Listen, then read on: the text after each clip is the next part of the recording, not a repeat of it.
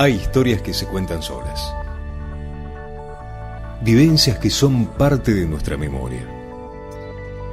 Es el trabajo de mujeres y hombres que nos identifica desde hace más de 60 años.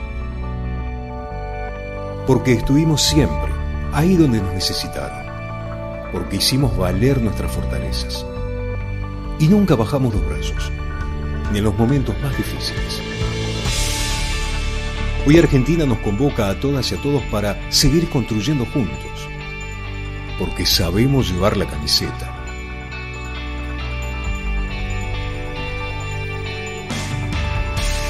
En cada laboratorio, en el territorio que conocemos, en el saber que generamos todos los días.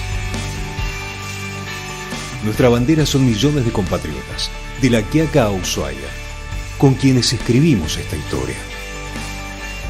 Y lo seguiremos haciendo, porque contamos con lo más importante que puede tener toda buena historia: sus protagonistas. Son ustedes. Somos INTA. Es Argentina.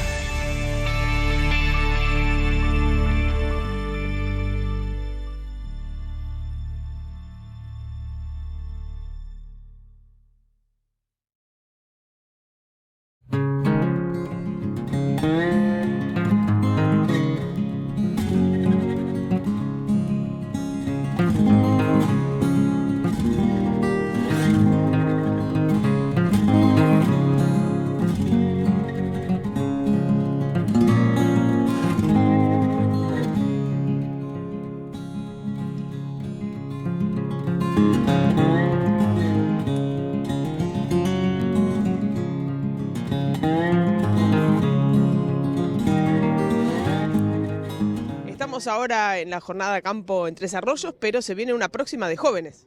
Se viene, la verdad que arrancamos, hicimos algunas con vía Zoom, pero viste, bueno, la pandemia nos sirvió para aprender que el Zoom no era para ganar y checar la pantalla, sino que había otra clase de Zoom, pero no es lo mismo, así que hicimos una, mirá, probamos la primera jornada de jóvenes de Misiones, que vos ves a Misiones, lo identificás con el turismo y con la yerba, primero con la ganadería, y vos viste lo que fue, tremendo como se parecimos los chicos, como se engancharon con la nueva modalidad, con la nueva forma de trabajo, bueno, y ahora vamos a Río Cuarto, la semana del, no recuerdo si el 21 o 22, pero bueno, en esos días, la verdad que también hay una buena, la gente ya está trabajando muy entusiasmado, muy entusiasta, y la verdad que es el momento de empezar a fomentar, ¿viste?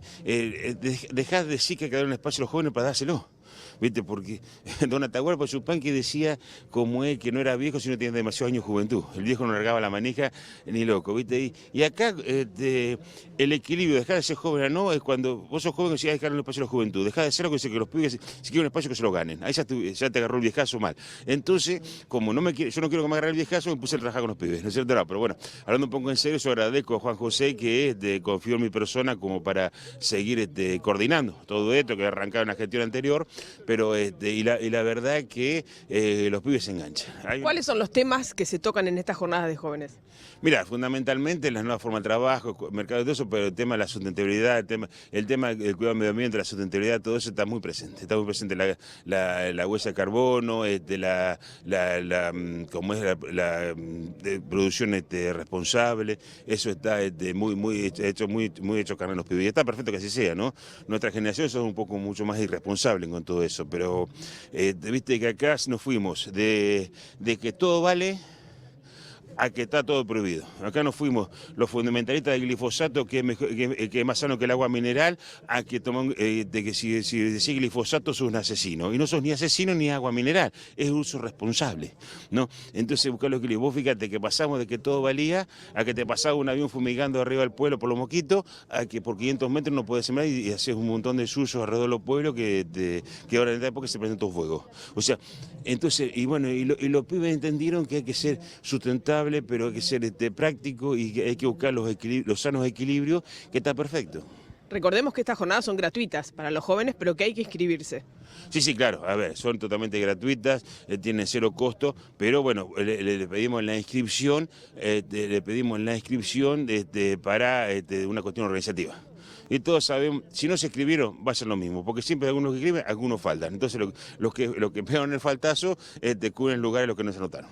Bueno, entonces nos vemos en Río Cuarto y ya hay proyectada una siguiente, ¿no? Sí, sí, claro, estamos en Río Cuarto y después está proyectada una en la cooperativa Lemans, en Santa Fe, cooperativa que pertenece a Coninagro, y después hay otra programada en Rauch, provincia de Buenos Aires, y bueno, tenemos algunos proyectos a fin de año que venimos remándola, pero yo sueño con un gran encuentro nacional de jóvenes. Muchas gracias. A vos.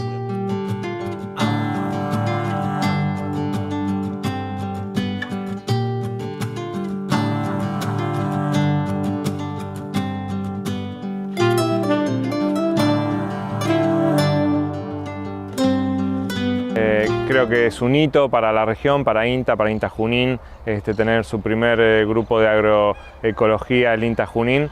En ese sentido vamos a tratar de estar a la altura de las circunstancias y poder aportar desde el INTA todas las demandas del grupo, que como bien decís es un grupo heterogéneo, pero yo creo que lo que atraviesa en común es que muchos son de área de interfaz, periurbano, de producciones mixtas, con ganas de volver al campo, con ganas de volver a producir como producían sus abuelos. Fue algo que fue saliendo en forma común entre todos sus integrantes. Me aparecieron las ovejas, las cabras, los frutales y una gama de productores que están queriendo volver al campo y empezar a ver y no saber qué es lo que van a producir todavía, sobre todo con campo o superficie en los periurbanos de los pueblos. Pero bueno, dentro del aprendizaje que tenemos que seguir haciendo en el día a día. Creo que el desafío es muy alto, hay una gran diversidad de productores con una conciencia quizás muy pareja, pero en diferentes momentos. Algunos ya comenzando, produciendo, otros por iniciarse en la producción. Creo que también es un grupo muy rico en lo que respecta a perfiles, porque hay ingenieros agrónomos, pero también hay contadores, hay gente que viene del comercio. Creo que va a ser muy rico la participación y apostamos a que eso ocurra. Nosotros éramos productores convencionales y nos dábamos cuenta que la tierra cada vez nos rendía menos, teníamos que poner más fertilizantes, entonces decidimos investigar y comenzar, vamos a ir a transitar el camino de la agroecología.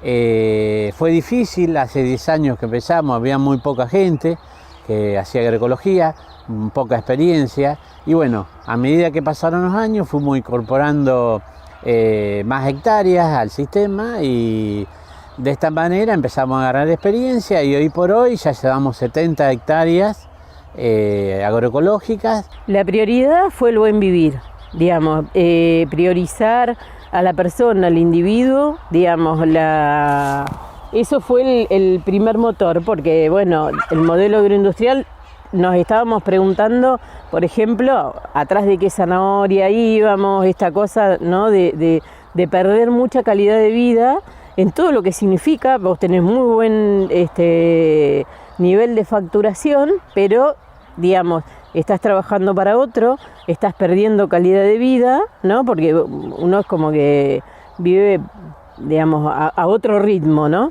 En cambio acá uno trabaja para uno. No es que uno no trabaje, al contrario, a lo mejor trabajas más físicamente, pero tenés una tranquilidad y un buen vivir diferente, digamos, al otro modelo, que lo super compensa, ¿no? Primero es un gran desafío, porque es un trabajo que arrancó 5 o 6 años atrás. Hoy lo decía, ¿no? Casi impensado hoy, pero es un hito tener hoy a los productores en los toldos, productores también de Junín, pensando en la conformación de un grupo de cambio rural en agroecología. El apoyo del INTA, en este caso el INTA Junín y el INTA Lincoln, para mí, desde que estoy trabajando en la zona que hace rato, sobre todo en Lincoln, es fundamental. Fundamental, y que por ahí uno, sin el apoyo del INTA, por ahí esto daría un poquito más de trabajo.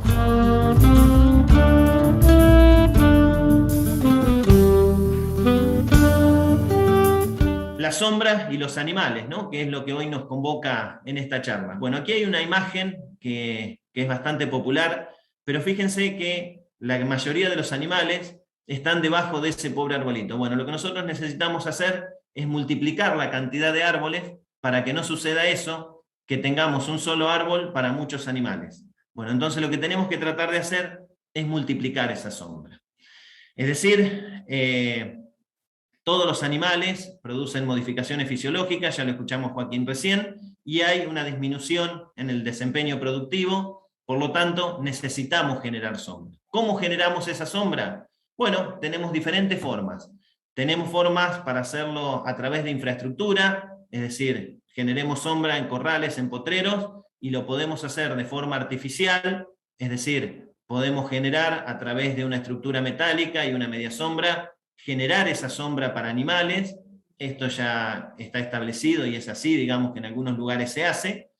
No obstante, nosotros tenemos la alternativa hoy de poner árboles y utilizar árboles como sombra y no tener una estructura artificial. Entonces, bueno, la idea es hablar un poquito, si bien por cuestiones de tiempo no podemos hablar de todas las especies, pero empezar a generar conciencia forestal y decir, bueno, a ver, ¿qué especies puedo poner en la región? Bueno, una de las que es factible de ser forestada en la región son las salicáceas. Las salicáceas comprenden los géneros Populus y Salix, son los conocidos álamos y sauces. Yo les decía que el productor elige los suelos marginales muchas veces para poner los árboles, y los sauces básicamente son uno de los que más aguantan ese exceso de humedad en el suelo. Además, estas especies de los géneros Salix y Populus tienen una gran ventaja, que se reproducen a partir de estacas. Entonces, nosotros un productor puede generar básicamente un estaquero, es muy sencillo generar un estaquero. Esto, se lo puede generar en una pequeña superficie en el campo. Bien, estábamos diciendo que por ahí no está la conciencia forestal, y el productor muchas veces no pone árboles ni siquiera comprándolo, entonces por ahí es un poquito más difícil que haga un estaquero. No obstante, no es tan difícil preparar un estaquero y obtiene una gran cantidad de plantas en una pequeña superficie de campo. Entonces, si tiene un buen árbol en el campo, o un vecino que tiene un buen campo, puede sacar estacas. Recién decíamos que las salicáceas se reproducen por estacas, entonces se puede, a partir de ramas, digamos, de árboles seleccionados, se selecciona una planta madre.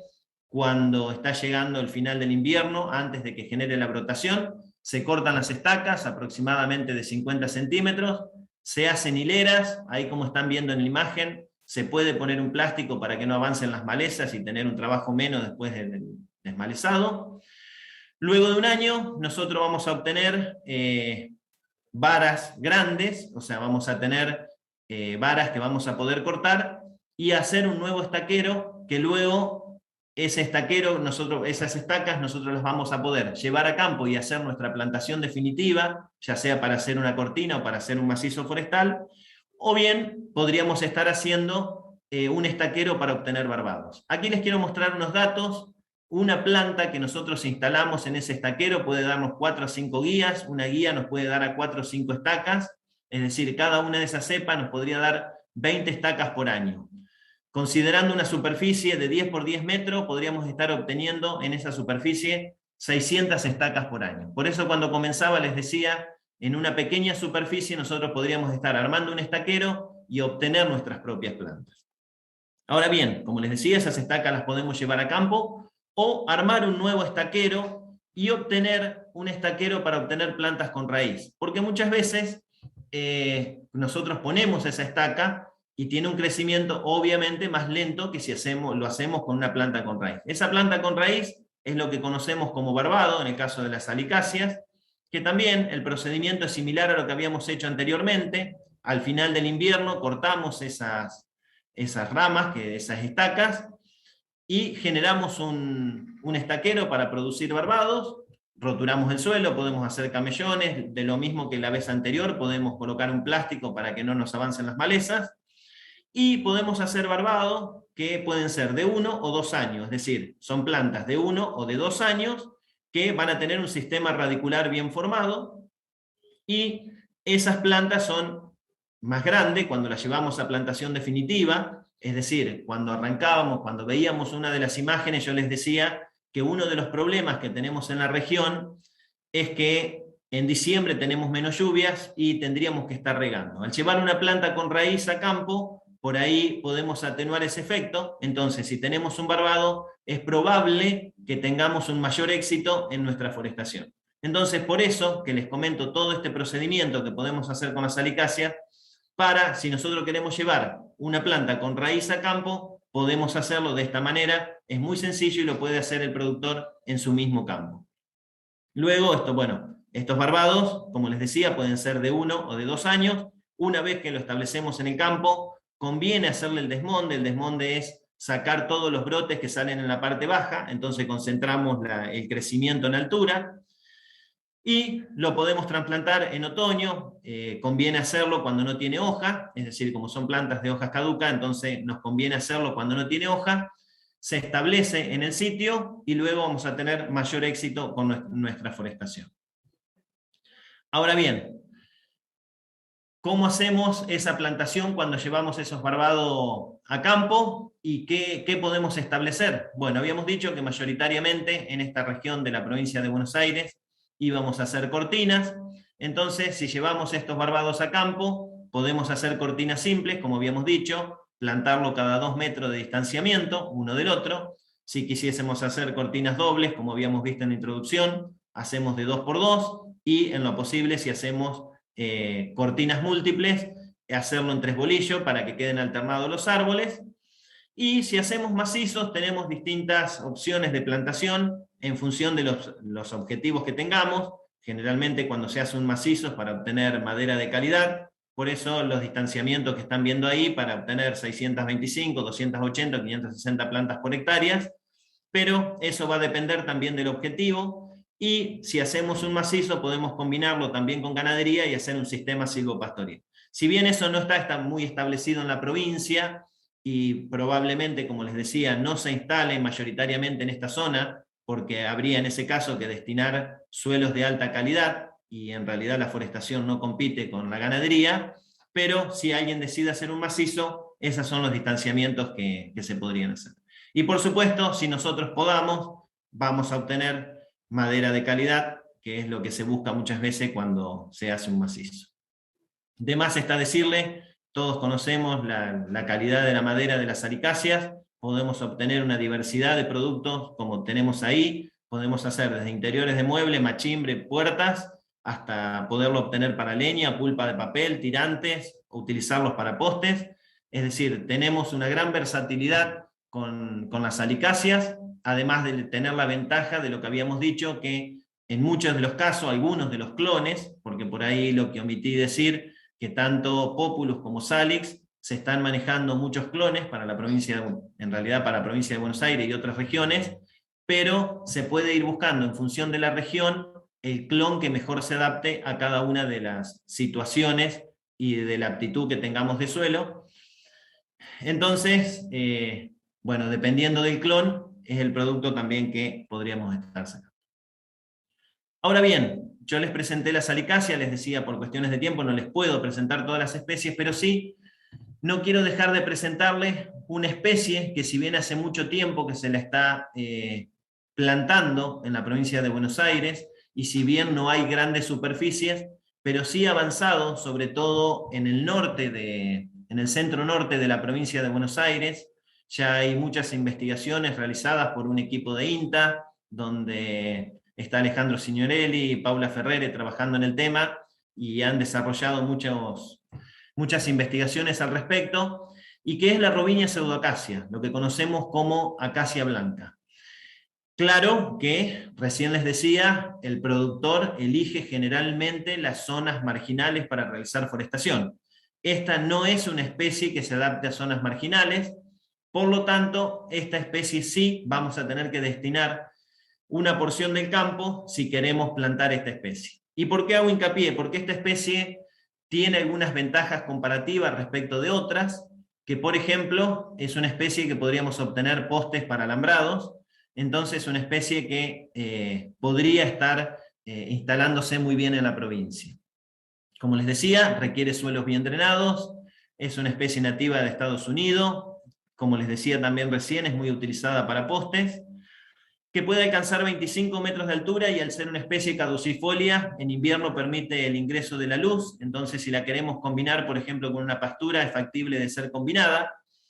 Y bueno, la plantación de esta especie más bien depende por ahí de las condiciones que nosotros tengamos de la maquinaria que vayamos a pasar abajo si queremos hacer un desmalezamiento o algo, pero también, al igual que lo que le mostraba para las salicáceas, podemos tener una diversidad de opciones para la plantación, para los distanciamientos de plantación, pero puede ser desde 2x2 a 3x3 y funciona muy bien con esos distanciamientos.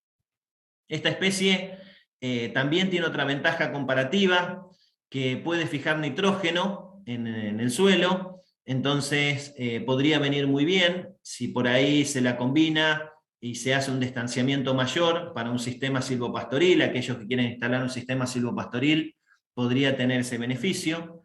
También es una especie melífera, por lo tanto aquellos que planten esta especie van a notar que hay un incremento en la producción de miel. Hay varios trabajos realizados, inclusive recién les mencionaba a la gente de INTA que ha hecho muchos trabajos con esta especie, y también se ha detectado que el polen de esta especie está en las mieles de la región. Y cuando vayamos a plantar esta especie, así como les comentaba hoy para el caso de las salicáceas, bueno, en este caso se hace la plantación generalmente a raíz desnuda por una cuestión de costo, y mucho de ello tiene que ver por el traslado, ya que trasladar plantas con todo el pan de tierra generalmente tiene un alto costo de transporte, entonces se lo hace a raíz desnuda. Al hacerlo a fin de invierno, en realidad esta especie brota tarde, es decir, entonces que esta especie se puede estar plantando en septiembre, y bueno, al hacerlo en invierno todavía tenemos alta humedad en el suelo, se puede hacer perfectamente a raíz desnuda, por eso que les decía que quizás no es necesario hacerlo con el pan de tierra. Claro, como les decía también anteriormente, cualquier especie forestal que nosotros hagamos poda, vamos a obtener madera de calidad. Yo les decía al principio, esta es una especie óptima para producir postes para alambrado, por ejemplo. Los postes para alambrado en esta región tienen un alto costo de transporte, entonces si se implementa esta especie en la región, que de hecho se lo está haciendo por ahí en pequeñas superficies, pero hay gente que ya la está adoptando. Inclusive, esta es una de las especies que está entregando la provincia, a través de la ley de promoción forestal de la provincia, ya se está entregando Robinia pseudoacacia, y bueno, y desde mi punto de vista es una de las especies que tendríamos que empezar a aumentar la superficie. Antes de pasar a los cuidados culturales generales de todas las especies forestales, quiero hacerles mención también que hay otras especies que se pueden utilizar, y cuando hablamos de cortinas, por ejemplo, podríamos estar hablando de la casuarina. La casuarina es una espectacular especie para cortina rompeviento, se adapta también a muchas condiciones marginales de suelo, no es tan exigente en suelo como lo que veíamos recién para la Robinia pseudoacacia. También se planta bastante eucaliptus en la provincia, que hoy vamos a pasar por alto las condiciones de eucaliptus, pero también se planta, y como vieron, por ejemplo, el Eucalyptus camaldulensis es uno de los que es apto para plantar en la provincia en función de las condiciones que tenemos, y sobre todo en esta región de Cuenca del Salado, en Pampa Deprimida. Para cualquier especie forestal que nosotros estemos instalando, es fundamental la preparación de terreno. Yo les decía, bueno, podíamos hacer cortinas, y voy a hacer referencia a las cortinas porque es lo que mayoritariamente se está estableciendo en la provincia. La preparación mecánica es lo ideal, es decir, si vamos a hacer una cortina, generalmente son 100 o más metros de longitud que va a tener una cortina. Generalmente las cortinas se instalan en un borde de un alambrado, como les decía, en zonas marginales. Generalmente no se corta un lote por la mitad para instalar una cortina, pero si nosotros podemos hacer una preparación mecánica, al menos pasar una rastra de discos, mejor todavía si pudiésemos hacer un subsolado. Es decir, el subsolado no solo rompe pues, quizás la compactación. Tenemos que recordar que la mayoría de estos campos son suelos donde siempre se hizo ganadería, entonces podríamos tener una alta compactación, y al pasar el subsolado estamos rompiendo esa compactación, pero no solo romperíamos la compactación, sino que nos ayudaría para los periodos de escasez de agua. El subsolado ayuda a retener mayor cantidad de agua. Entonces, si pudiésemos hacer un subsolado, mucho mejor. Ahora, no obstante, no todos cuentan con las herramientas para hacer una preparación mecánica, para hacer con un tractor, con una rastra, sino que tenemos que hacer una preparación manual. Entonces la podemos hacer, por ejemplo, si hay que hacerla en el extremo con pala, es decir, hacer el pozo con pala, si no, lo podemos hacer con una holladora, pero siempre cuando vamos a hacer un pozo individual para una planta, la recomendación que vengo dando hace mucho, y lo que dije varias veces en la charla, como vamos a plantar en una zona marginal, conviene siempre hacer el pozo bastante más grande de lo que es el pan de tierra, y más aún si es a raíz desnuda, ampliar mucho y triturar esa tierra, es decir, remover esa tierra en una superficie bastante más grande de lo que es el pan de tierra de la planta que vamos a poner ahí. A su vez, si es un suelo extremadamente marginal, y nosotros pudiéramos complementar y decir, bueno, en otro lugar del campo tengo suelo bueno, o tengo un monte, y le puedo traer tierra, y sacar de esa tierra, digamos, de ese tipo de suelo, que estábamos diciendo que era suelo marginal, y poner tierra de mejor calidad, le vamos a hacer un gran favor a nuestra plantita que vamos a estar poniendo ahí, y vamos a tener mayor éxito en la sobrevivencia de la planta. Entonces, si lo hacemos manual o lo hacemos mecánico, si el suelo es marginal y podemos ampliarle la superficie y poner suelo de mejor calidad, sería mucho mejor. Luego, otro de los cuidados culturales que debemos tener en cuenta cuando hacemos una plantación, independientemente de la especie que sea, es el control de maleza. Las malezas todas compiten por los recursos, es decir, acabamos de decir que hacemos en suelos marginales. Si a su vez las malezas compiten con nuestra planta, vamos a tener un menor crecimiento. Entonces, una de las recomendaciones es que mantengamos limpio de malezas el sector donde está la planta, es decir, por lo menos 30, 40 centímetros mantengamos limpio. Les decía hoy, no hacemos grandes superficies forestales en la provincia, vamos a instalar una cortina, entonces muchas veces plantamos 50 o 100 arbolitos, entonces lo que tendríamos que lograr es el éxito de esos 50 o 100 arbolitos. Entonces, por ahí, limpiar 50 o 100 plantitas no es tanto trabajo, y es un gran beneficio que nosotros le hacemos a la plantita si limpiamos todas las malezas. Por supuesto que tenemos que hacer el control de hormiga. El control de hormiga hay que hacerlo previo, durante y posterior a la plantación. El tema es que cuando nosotros plantamos, las especies que acabamos de ver, decíamos lo hacemos en invierno, lo hacemos a fines de invierno, lo hacemos en septiembre, y la hormiga todavía no está muy activa. Entonces nosotros ponemos nuestro arbolito, vamos, lo dejamos en el campo, nos olvidamos de nuestro arbolito, porque todavía son meses que tenemos alta humedad en el suelo, no necesitamos regar, cuando mucho a la pasada lo miramos a nuestro arbolito y nos olvidamos. Vienen los primeros calores y empezamos a tener los problemas con las hormigas. La hormiga, cuando ataca un arbolito, probablemente en una noche se coma la totalidad de las hojas del arbolito, y a veces, dependiendo del tamaño del hormiguero, puede ser 1, 2 o 3 arbolitos, y si nosotros por varios días no pasamos, podemos tener un gran desastre y nos puede matar varios arbolitos. Entonces la recomendación es que nosotros, si bien hacemos el control previo y donde detectamos hormigueros, hay que eliminarlos, pero también estar muy atento ante los primeros síntomas que tengamos de ataque por hormiga en nuestras plantas. Tenemos que hacer el control exhaustivo de hormiga, porque si no, podemos tener grandes inconvenientes con nuestra forestación. Como les decía, el mes de diciembre no es el mes de mayor de cantidad de lluvias, entonces, por lo menos en el primer año, la recomendación, si nosotros estábamos poniendo 50 arbolitos, quien tenga la posibilidad de regarlo, al menos en los periodos de extremo calor, la recomendación es regar nuestro arbolito. El riego no solo es para mantener vivo el árbol, sino que el agua es a través del cual el árbol va a absorber los nutrientes. Si nosotros logramos que ese arbolito crezca más el primer año, vamos a evitar el riesgo de muerte mayoritariamente en esos arbolitos.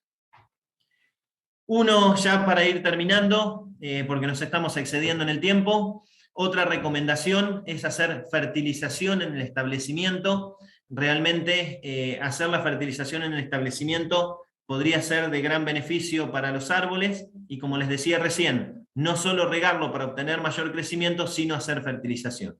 Simplemente yo no voy a entrar en detalles de nutrición para los arbolitos, pero por lo menos todos conocen el triple 15, es decir, si nosotros aplicamos triple 15, un puñadito de triple 15 en el alrededor, en lo que le llamamos la taza del arbolito, y lo tapamos con tierra, o sea, lo aplicamos distribuido alrededor del cuello de la planta y lo tapamos, le vamos a hacer un gran beneficio al árbol, y si lo podemos hacer durante el primer periodo de crecimiento 2 o 3 veces, mucho mejor. Así que la recomendación es fertilizar nuestros arbolitos.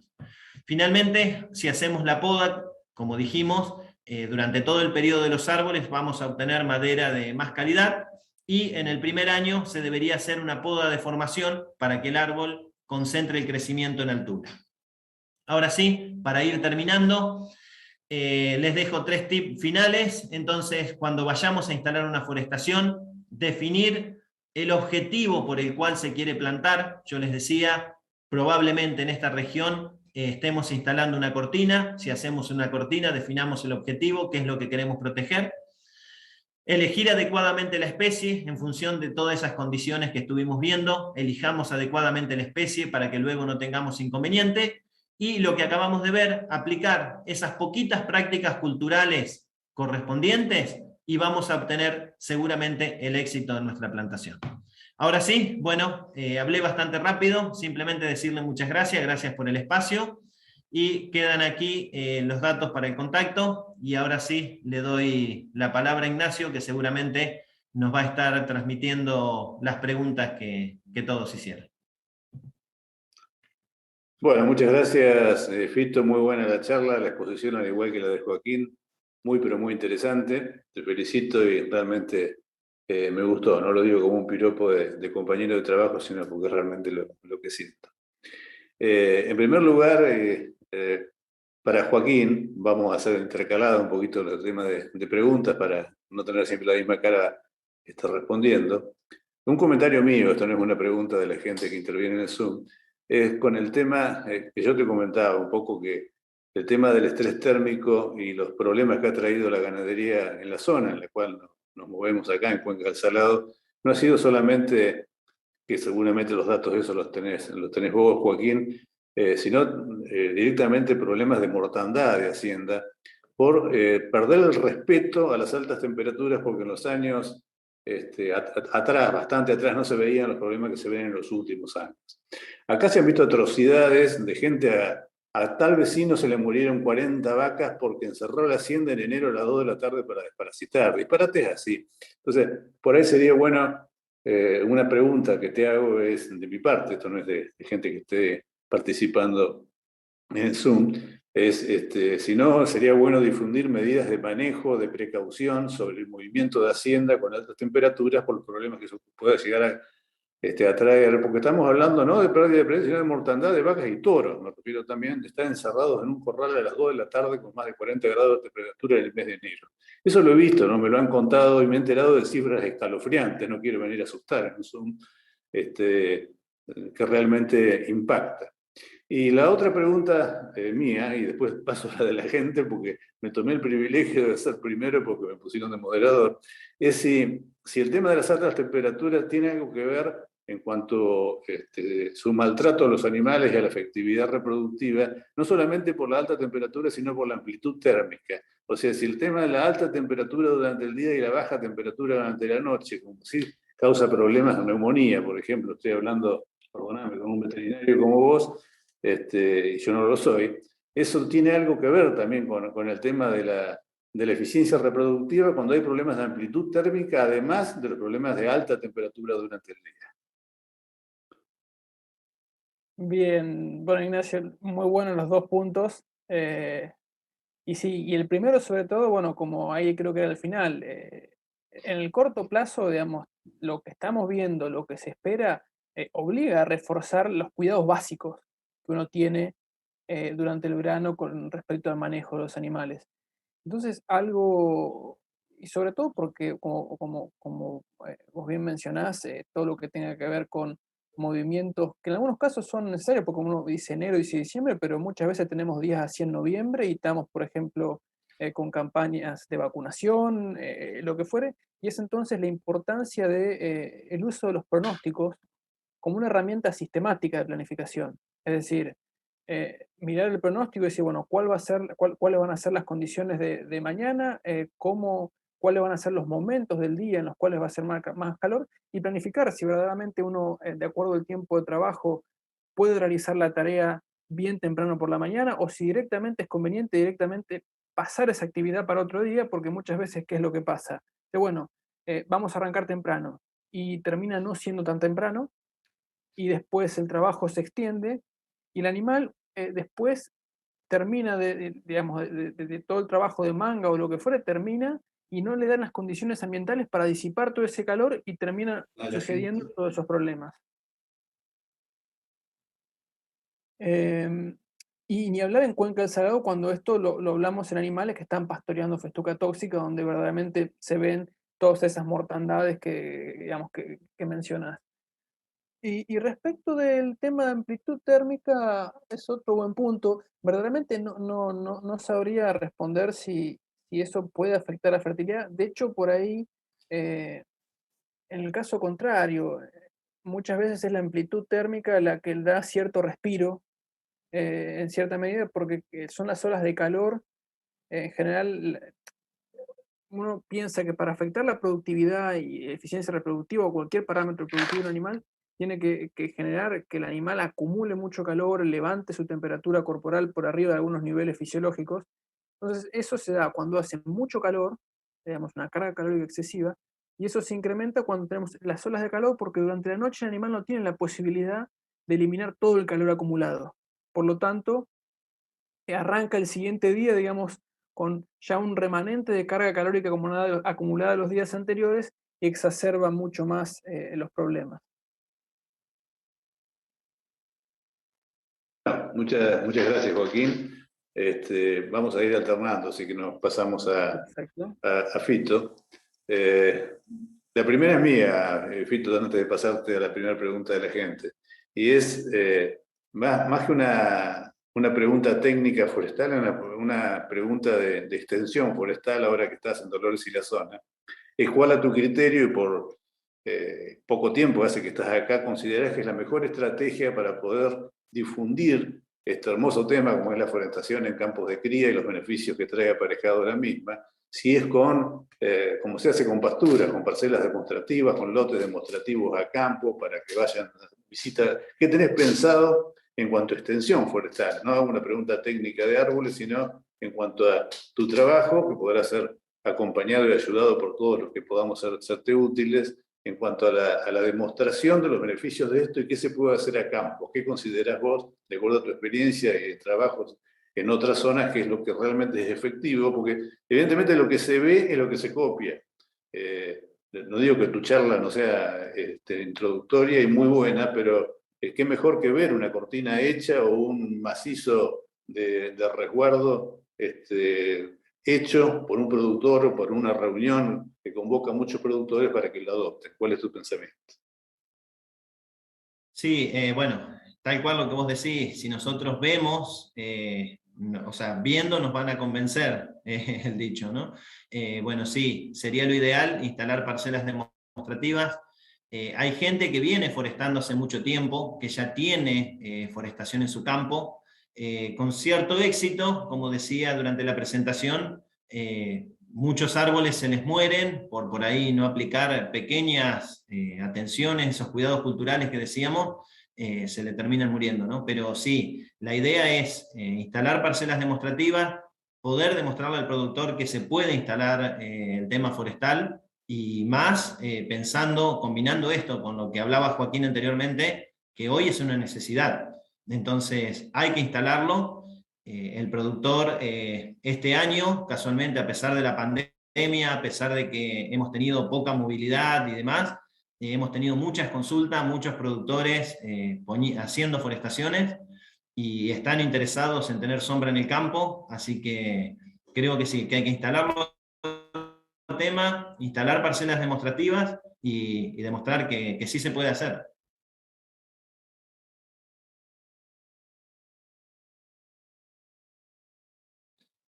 No te estoy escuchando, Ignacio, estás muteado. Perdón. Te estuve escuchando las zonas más forestadas en el país y bueno, hablaste de la Mesopotamia, yo estuve este verano, crucé Entre Ríos, Corrientes, Misiones, desde las cataratas a Salto de Moconá, y tengo una sanísima envidia por lo que se hace en esas provincias o nuestros hermanos uruguayos, que es el mismo caso.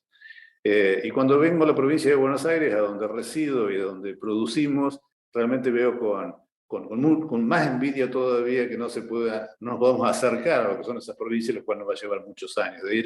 Era mi comentario de cómo poder acelerar vía extensión el tema de la forestación en estos campos. Ahora sí, ya, y vamos a ir intercalando, pero sigo con vos, Fito, en esta. Pregunta de gente que participa en Zoom y no mía. Y la primera es, si queremos usar la acacia blanca en una cortina multiespecie, ¿en qué hilera conviene usarla? Es una pregunta concreta de uno de los productores que están mirando. Bueno, habíamos dicho recién que la acacia, por ejemplo, requiere un suelo bien drenado. Entonces, en ese caso, yo la combinaría con eucaliptus, por ejemplo.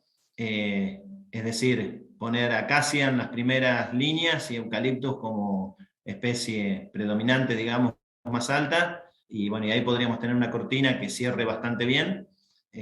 Pero, por ejemplo, se podría combinar con varias de las especies de eucalipto, porque vamos a tener que destinar un suelo. No puede ser un suelo somero, un suelo marginal, sino que tiene que ser un suelo moderadamente bueno. Entonces prácticamente la podríamos estar combinando con cualquier especie, inclusive hay muchas especies, por ahí lo que yo mencioné durante la charla es lo que mayoritariamente se foresta, lo que la provincia está incentivando para forestar, pero podría haber muchas otras especies que se podrían estar plantando. Sí, perfecto. Ahora volvemos a Joaquín. Pregunta también de la gente, del participante del Zoom. Pregunta, ¿hasta qué edad del embrión feto te parece que el estrés por calor tiene un rol crítico para mantener la preñez? Bien, muy buena la apreciación. En general, el punto más crítico va a ser el embrión hasta los 5 días, más o menos. Digamos, desde la concepción hasta los 5 días que se desarrolla la mórula, que se hace más termorresistente, es el punto más crítico y en el cual se ha visto que si la vaca desarrolla, digamos, una hipertermia, es decir, una temperatura corporal mucho más elevada por, digamos, algunas horas, puede afectar la viabilidad de ese embrión. Y otro punto de la vida embrionaria que puede verse afectado, a veces hay algunos trabajos, pero ya bajo condiciones por ahí más prolongadas, más sostenidas, más estresantes, que es cercano al día 14, que es cuando se da el reconocimiento materno de la gestación, digamos, un embrión al día 14. Creo que como punto importante esos primeros 5 días post-concepción como el periodo crítico.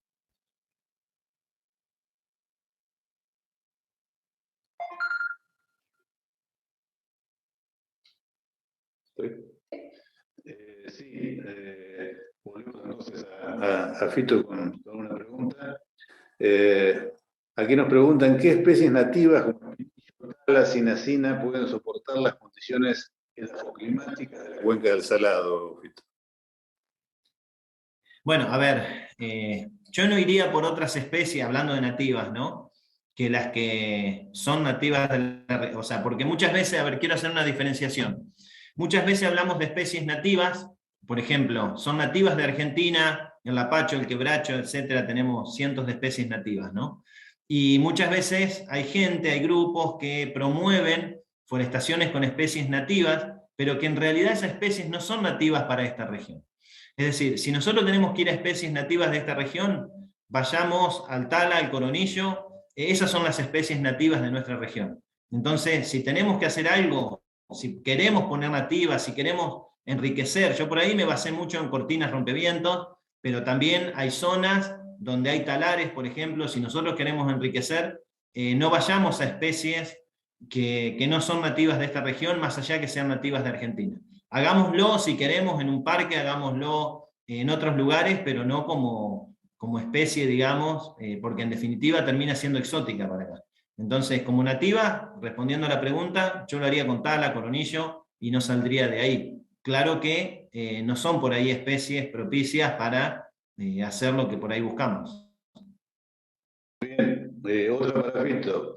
En la exposición se ha venido hablando de especies moderables. Me gustaría maderable, perdón. Me gustaría alguna perspectiva de un sistema silvopastoril con árboles que tengan como finalidad una producción de frutos, nueces, almendras, etc. Bueno, primero que sería fantástico eso. Yo tengo un gusto en lo personal muy particular, por ejemplo, por los nogales. Entonces sería fantástico si se pudiese establecer.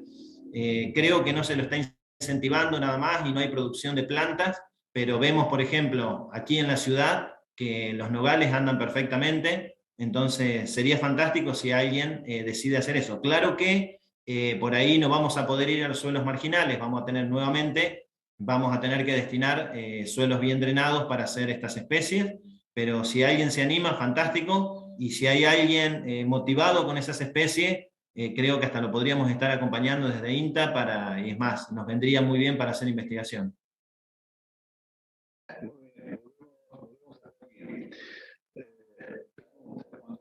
Pones como consideraciones finales raza y adaptabilidad. ¿Qué razas te parece que son las que sufren menos los problemas térmicos?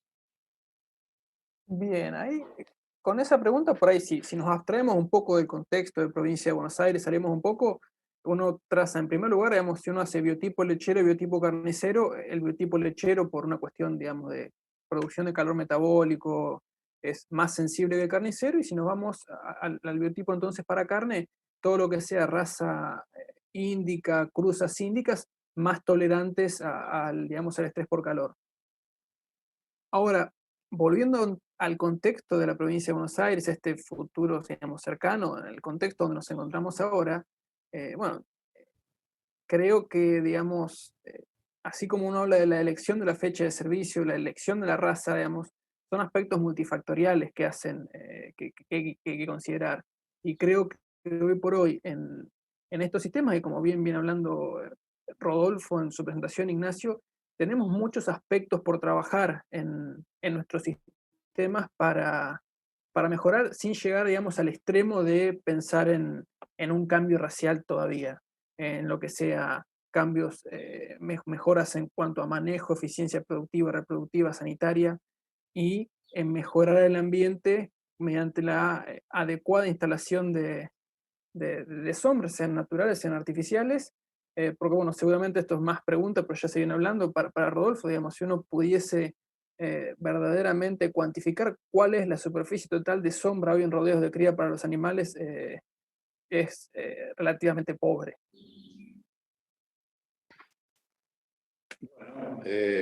Vuelvo para Fito, para una pregunta difícil, Fito, prepárate. Dice, con respecto a la emisión de gases de efecto invernadero, producto de la producción del ganado bovino, ¿qué cantidad de árboles estima usted que pueden amortiguar este problema? Bueno, como vos dijiste, la pregunta es difícil, no tengo la respuesta, pero a ver, vamos a hacer algunas consideraciones. De hecho, cuando se paga bonos de carbono, por ejemplo, la línea base para provincia de Buenos Aires sería la ganadería. Entonces, cualquier cantidad de árboles que nosotros pongamos, estaríamos atenuando el efecto invernadero. ¿Cuánto habría que poner? Y bueno, a mí me gustaría que el 50% de la superficie, y ahí estaríamos captando todo el carbono. No obstante, va a llegar un momento, porque también se discute mucho, vamos a suponer que el 50% de la provincia de Buenos Aires se foresta, así como vos decías, Ignacio, de emisiones, que te daba envidia. Vamos a suponer que el 50% de la superficie de provincia de Buenos Aires se foresta. Va a llegar un momento que se va a tocar un techo, se va a haber un tope y no va a haber más fijación extra de carbono. O sea, por eso digo, cualquier cantidad de árboles que nosotros pongamos, vamos a estar teniendo un incremento en la captura de carbono respecto a lo que hoy tenemos, que es la línea base.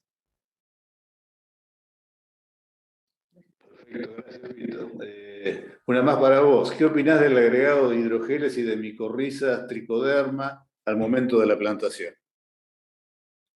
Es buenísimo. De hecho, está en mente empezar a trabajar con hidrogeles. Por lo que decía, casualmente, en los meses de verano el productor por ahí no riega, entonces le podría ser de una gran ayuda plantar con gel. Y bueno, por ahí, para el que no sabe, el gel lo que hace, retiene humedad, es agua que le estamos poniendo en forma de gel, y por un mayor periodo los árboles tienen agua a disposición, entonces sería buenísimo que pudiésemos plantar con gel.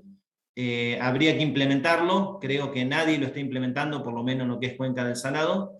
Y respecto a micorrizas también, hablábamos muy rápidamente del fertilizante, el tema de la micorriza también puede ser espectacular, si le encontramos la vuelta y qué micorriza agregar, sería buenísimo. Haciendo estos tratamientos en INTA Zárate, así que en buena hora.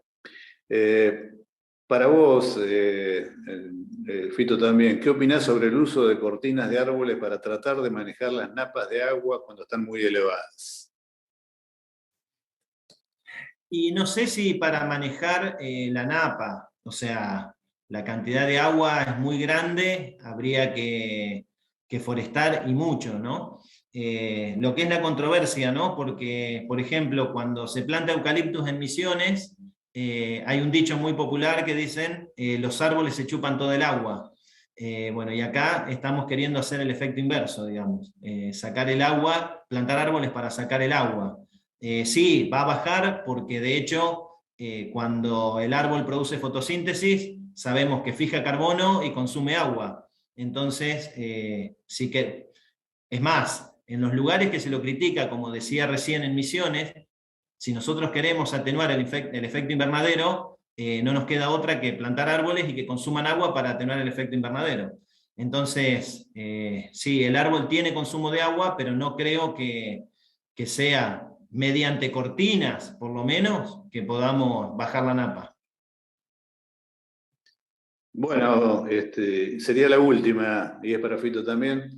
Es una pregunta amplia. Dice, ¿qué especies recomendás para suelos salinos? Ahí termina la pregunta.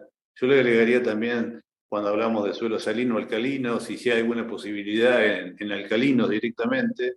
Es la última pregunta, pero bueno, es muy de la zona, así que seguramente es un productor acá de Cuenca que la hace. Y te la reformulo, ¿qué especies recomendás para suelos salinos? Es la pregunta, lo otro se lo agregué yo. Bien, se están probando algunos clones de Salix, están en prueba de experimentación, pero bueno, hoy por hoy, como decía al principio, hay muy poca investigación hecha, hay mucho por hacer, y el tema es que el tema forestal requiere de mucho tiempo para hacer investigación, entonces no vamos a tener las respuestas inmediatas, pero dentro de lo que se viene haciendo, sé que hay algunos clones de Salix que se están probando. Bueno, muchísimas gracias. Esto ha sido todo por hoy. Gracias a los disertantes. Gracias a toda la gente que participó en el Zoom. Gracias a Alejandra Casal, que está acá al lado mío, que fue mi soporte técnico. Yo ya estoy viejo y cada vez más alejado de todas las nuevas tecnologías, pero ella me comandó todo y me dijo, habla, callate, mirá, bajá la cabeza. O sea que también le agradezco mucho. Bueno, en definitiva, gracias a todos. Nos vemos en la próxima. Y por mi parte, por lo menos, y creo que la de todo el mundo, fue por demás interesante todo. Gracias. Muchas gracias. Nos vemos. Estamos con el presidente del IPCBA, Juan José Grijera Naón, ahora terminando la jornada a campo, y nos toca lo siguiente que nos toca, además del encuentro de jóvenes, es Palermo, la tan esperada Palermo. Sí, Palermo después de 2 años, volver a Palermo, y bueno, las expectativas son muy grandes. Vamos con 2 stands, un stand institucional, formal, donde puede haber algo para chicos. No vamos a decir todo lo que va a haber porque tiene que ser una sorpresa, pero también un stand mostrando cortes de carne, de dónde vienen, cómo provienen, precisamente para instruir, no sé, para instruir, puede ser una palabra grandilocuente, sino para ilustrar al habitante de la ciudad que la carne no viene de la góndola. Entonces, esa parte informativa que para nosotros es muy importante para que se pueda entender lo que es el sector y contribuir así al fin de la exposición de Palermo, ¿no? ¿Se va a hablar de sustentabilidad en el stand? Va a haber, sí, se va a hablar de sustentabilidad, pero de alguna forma graciosa y asequible a través de algún tipo de dibujos que nos han dado mucho éxito en ferias en el exterior también, ¿no? Infogramas, todo ese tipo, animados por supuesto. actividad donde se involucra el IPCBA es en Caminos y Sabores, que es unos días antes de Palermo, a través de un concurso. Sí, un concurso, estamos viendo bien cómo va a ser el concurso, tal vez reeditar lo que hemos hecho años anteriores, de premiar una receta con carne y que el ganador la haga en vivo. O sea que eso también para atraer público y hacer algo novedoso y ameno y agradable. Bueno, vamos a hacer otro pasito y vamos a ir para la CIAL de París. ¿Qué actividades van a hacer ustedes en Europa? Porque entiendo que no es solo concentrarse en los 5 días de la CIAL. Bueno, no, es bastante ambicioso. La CIAL en sí, vamos a ir con un stand de 1000 metros cuadrados, o sea, una superficie con una concurrencia muy importante de empresas, que eso es fundamentalmente para retomar contactos después de la pandemia, algo que hemos ya iniciado en otras actividades, pero ahí vamos a ir con todo. Y después tener un evento que estamos diagramándolo para chefs, que formadores de opinión, para colocar el producto como producto premium. Nosotros estamos detrás de la marca Carne Argentina, Argentine Beef, que la asimilamos a las marcas de autos alemanes de las que no conocemos y nos gustaría tener, champán francés, es decir, ahí lo queremos ubicar en el mundo. Entonces ese va a ser uno de los eventos y hay otros eventos también con periodistas, pero también en conjunción con la Cancillería va a haber entre un poquitito antes, unos días antes de la CIAL, evento de carne argentina en nuestra embajada en Italia, en nuestra embajada del Reino Unido. Y eso también se inscribe parte de nuestra campaña de no concentrar solamente en los países donde entra la carne, que no es siempre donde se consume la carne. ¿Qué importancia tiene el mercado europeo para las exportaciones de carne? No, es un mercado muy importante. Usted está la famosa cuota Hilton, no solamente en valor, sino también en calidad, que eso nos sirve para promocionarla en el resto del mundo. Porque, por ejemplo, China, donde hay cada vez una clase más afluente, que pero muchas veces la gente, cuando accede a un mayor poder adquisitivo, empieza a imitar otros mercados. Como viajan a Europa y van a comprar carteras muy caras, que van a un muy buen restaurante y después eso lo van a pedir en su país.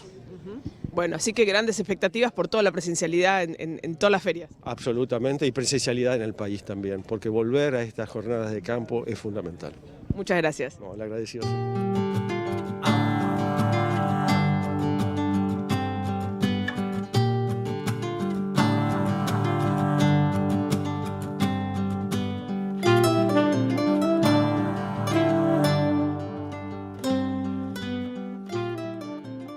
Nosotros en INTA somos un actor más. Nosotros en INTA estamos trabajando con cuestiones técnicas, pero venimos de la mano con otras cuestiones como legales y de proceso, tecnologías de proceso. Entonces, la idea es convocarlos a ellos para que ellos cuenten lo que están haciendo, ¿no? Nosotros con relación a la ley de agroquímicos provincial y con el tema de la receta agronómica, nosotros no estamos muy relacionados, pero sí nos parece adecuado en este tipo de charla darles la intervención a ellos para que ellos nos cuenten cómo viene el tema de la receta. La receta data la ley de los 90. El tema es que nunca llegó a sentarse en la provincia de Buenos Aires su utilización. Los niveles de utilización son muy bajos. Entonces la idea nuestra es hacerlos participar, darle promoción y tratar de juntarlo con lo que ellos están haciendo dentro de la provincia, donde están tratando de hacer un cruce de información con las ventas de agroquímicos, relacionarlos con la receta agronómica. De esa forma ellos aumentan el nivel de adopción de la receta y hay que ver el potencial de esa adopción, porque adoptar la receta no es solamente un formalismo de llenar papeles, sino también lo que hace es una intervención de un ingeniero agrónomo en la compra de productos y también hacer un uso responsable de esos productos. Eso es lo que juega el ingeniero agrónomo en este círculo, ¿no? Entonces la idea es hacer una promoción de la receta para llegar también a una buena práctica a través de la venta y utilización de productos. Una de las funciones de la Cámara es tratar de capacitar, hacemos énfasis en lo que es el cuidado del medio ambiente, cuidado de las personas, la llegada al objetivo, hacemos los trámites de lo que es de habilitación provincial, los cursos para el carnet de aplicadores con exámenes. y lo fundamental es tratar de contarle un poco a la gente cómo se está trabajando hoy, que no es tanto a lo que era antes o como trabajaban nuestros abuelos a prueba y error. Hoy le contamos la tecnología que disponemos, con los controles, la trazabilidad de los productos, la trazabilidad de las aplicaciones. Contamos en la cámara con seguimientos satelitales de las pulverizadoras, hacemos verificación técnica de las máquinas y también trabajamos con la norma IRAM de aplicación terrestre. Vecinos, que también es un tema muy complejo. Por eso esta jornada viene muy bien para todo ese tema. La sociedad ha reclamado en sí la necesidad de tener una normativa específica como es esta ordenanza, que está vigente, que está en proceso de reglamentación, pero siempre aclaro que la reglamentación no hace la vigencia de la norma, con lo cual está vigente. Esa reglamentación me va a venir a dar las herramientas para un mejor cumplimiento, pero como repito, de una ordenanza vigente. Fue recepcionada, bueno, como toda normativa, tiene sus vistas a favor, vistas en contra. Desde nuestra parte consideramos que es una ordenanza que contempla todas las necesidades y está apoyada con mucho fundamento científico. Y bueno, y después es una temática muy sensible en la población, con lo cual, por supuesto, hay sectores que quisieran ser un poco más rígidos en las exigencias, no aceptando tanto la zona de amortiguamiento, sino pidiendo zonas de exclusión. Pero bueno, hoy es la normativa que tenemos y es la que debemos hacer cumplir. En consonancia y en línea con la normativa provincial, la ordenanza viene a fortalecer ciertos aspectos, entre ellos, por ejemplo, establece, por supuesto, la prohibición en áreas urbanas, en el área periurbana una zona de amortiguamiento de 300 metros, en esa zona de amortiguamiento de 300 metros se podrá aplicar banda verde y banda azul mediante receta agronómica notificada a la Dirección de Medio Ambiente. Y además de eso, tiene en cuenta lo que son establecimientos escolares o poblados, en los cuales se asemeja en parte la zona de amortiguamiento, porque donde haya un poblado o una escuela, va a haber una zona de amortiguamiento de 300 metros, en las que solo se podrá aplicar banda verde o banda azul, y en los casos de establecimiento educativo, solamente en días no hábiles, con previa notificación, no solo a medio ambiente, sino también a la escuela. Tratamos de trabajar en conjunto, pues es un trabajo colectivo, nos reunimos con productores, con la asociación de ingenieros. Es un trabajo colectivo donde cada cual tiene un rol, tiene un eslabón de la cadena, y en el cual nosotros estamos al último, que es el recibir el producto en estado puro, con el recibir la receta agronómica y cuidar de que el trabajo se hace en base a como el ingeniero agrónomo nos mandó, que es la receta agronómica. Cuidar, nosotros como último pie, es cuidar que esa receta se cumpla con esas condiciones técnicas de trabajo que nosotros al finalizar constatamos con unas actas de trabajo que se llaman, en donde nosotros ahí ponemos las condiciones de clima, los productos se aplicaron, la hora, el día. Nosotros seguimos con los temas virtuales, con reuniones con la provincia de Buenos Aires, con los colegios de ingenieros agrónomos, asociación de ingenieros, y con articulando con los municipios, que eso es continuamente una negociación con el municipio para cuando ellos lo vean interesante hacer algo dentro de su territorio. Pero vamos a seguir con el tema de este tipo de capacitaciones, de este tipo de charlas. La próxima estamos viendo la posibilidad de hacerlo en Mercedes, en Bransen, ahora recién estamos viendo la posibilidad también de hacerlo en otros lugares como Salto. Entonces la idea es replicar este tipo de experiencia, donde estamos convocando a todas las partes, autoridades locales, autoridades provinciales, escuelas agrotécnicas, organizaciones de medio ambiente, gente que está responsable de la ordenanza local, gente del consejo directivo, secretarios de medio ambiente también. Entonces la idea es hacer un multiactoral para que todos más o menos participen y estén al tanto de lo que se está haciendo.